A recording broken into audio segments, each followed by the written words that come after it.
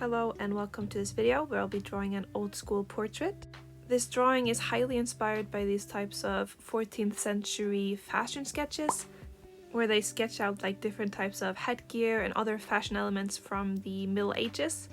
I get really inspired by these and I get them a lot on my Pinterest, and so I see them a lot and I really like them, and I've incorporated a lot of the elements in my drawings before, but I've never tried to make it in that sort of style.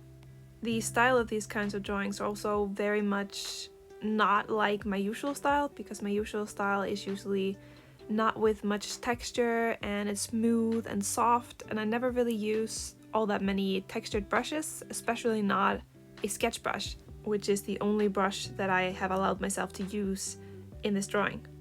One of the biggest challenges with this drawing was to kind of keep the shading minimal, because in these types of fashion portrait drawings they usually do not have any shading, or at least not on the face, or just very minimal. So I tried to keep it very simple and quick, which was incredibly hard for me because I like to shade everything to the max.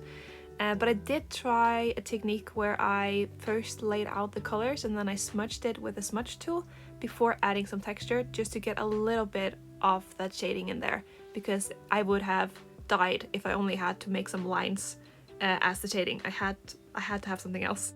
So the outfit and the hair in this drawing is probably not all that historically accurate, because I just found two random pictures and then I also added my own elements to it. So I don't even know if this hairstyle and this dress is from the same time period. I really should do more research before drawing, but that's just not fun. Anyway, here is the hair, and I pretty much just took the hair right from the picture. It's very similar, and I also tried to emulate the style by making these rough sketch lines and trying not to blend it, which took a lot of willpower for me because I really wanted to blend that in. But I actually really like the result, and I do like the sketchy lines, even though I had to fight myself every step of the way to not blend it or add color to it. So the original idea was just to get the pose from one of the reference pictures, but I actually really liked the off the shoulder type thing, and I also liked the high up neck. So I kind of made that even more extreme and put it almost right up to her face. And then I added a lot of these tiny little details to make this type of a lace around her neck. And I wanted that lace also down her back. And here I'm struggling with the back and how I wanted her to be posing, because the hair in the reference photo is blocking her back, so I didn't know how it looked. So I struggled really hard with that, and in the end I decided to turn her a little bit around so you can see more of her back and a little bit of her arm. Then I also really like the ruffles around the shoulders, so I added something similar, but I wanted my ruffles to be kind of flatter to give it a more elegant look, because I felt like the original was more childlike in a way.